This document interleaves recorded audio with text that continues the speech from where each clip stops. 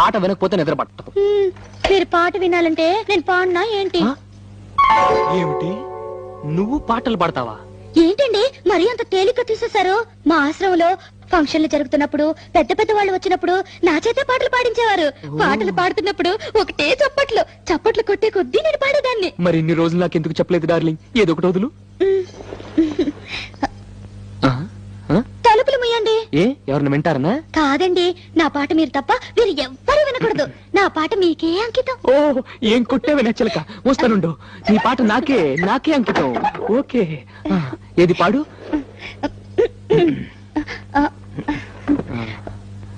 అబ్బా, మీరు నా మొహం అంక చూడకండి, నాకు సిగ్గేస్తుంది. నీ మొహం చూడకుండా ఇంకేం చూడమంటావే? మీరు వెనక్కి తిరగండి. నా దగ్గర ఎందుకు సిగ్గు? మీరు వెనక్కి తిరుగుతాను, నా పాడతాను. ఓకే ఓకే ఓకే, నా వీపు చూసి పాడు పాడు. ఆహా.